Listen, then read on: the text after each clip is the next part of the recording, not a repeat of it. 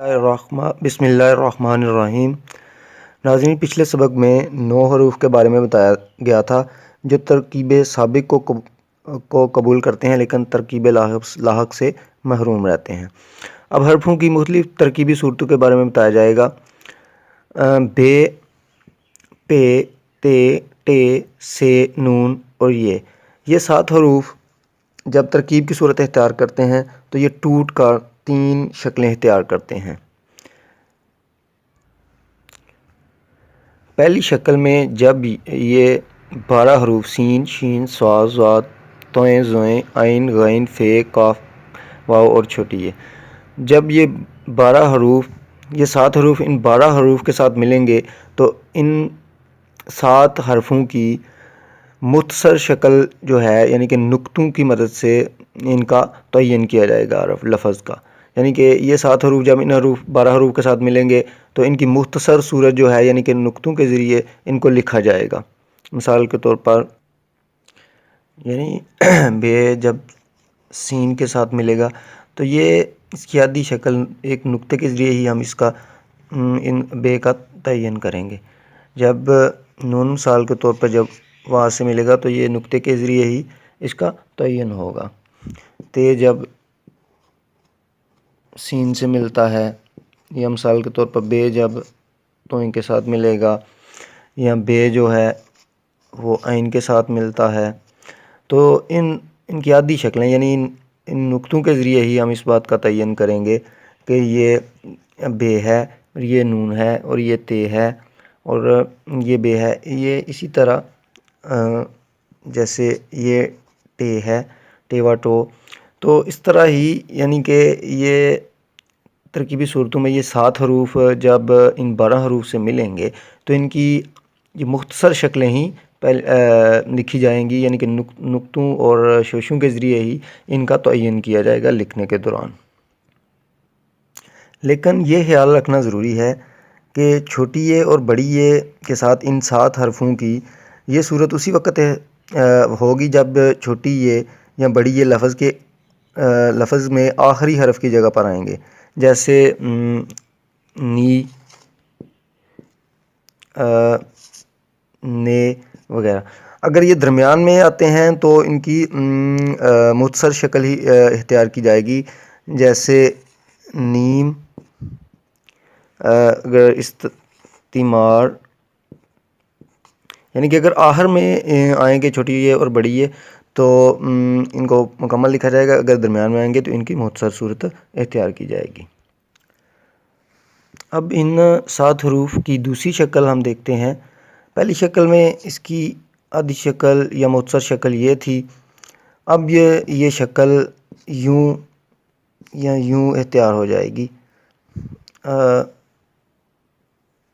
Gym, चे, ए, हे और meme जब ये 7 हरूफ इन 5 हरूफ के साथ मिलेंगे तो इनकी मुख्तसर शक्ल तब्दील हो जाएगी यानी कि यूं शक्ल हो जाएगी, जैसे तुम, बज, बम।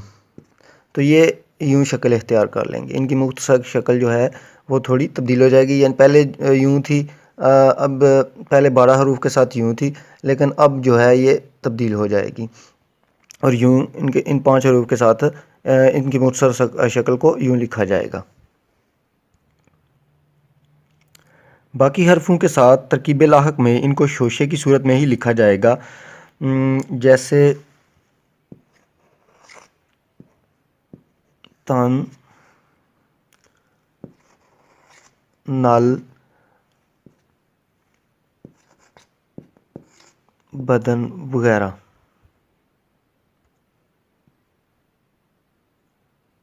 तरकीब तरफ़ैन में भी ये शोशेदार ही लिखे जाएंगे, जैसे जीना, कटना वगैरह। नाज़रीन, आज हमने इन 7 हरूफ की 3 मुख्तलिफ़ तरकीबी शक्लों के बारे में जाना। पहली सूरत में ये शक्ल इख्तियार करेंगे ये 7 हरूफ, दूसरी में ये, तीसरी में ये। अगर हत्ते नस्तलीक की नज़ाकत को देखा जाए तो बे की ही 14 मुख्तलिफ़ मुख्तसर शक्लें इख्तियार करता है। बे जो है वो मुख्तलिफ 14 जो है वो मुख्तसर शक्लें इख्तियार करता है।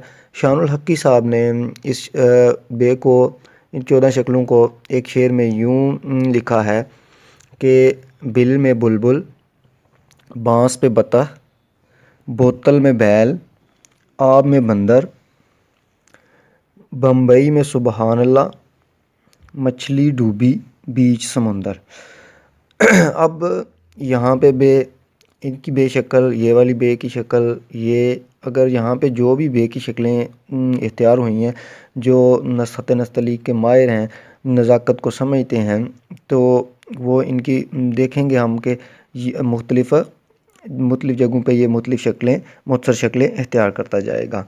अब बम्बई में इसकी शक्ल यूँ है, बे यहाँ देखो इसकी मुख्तसर शक्ल यूँ है।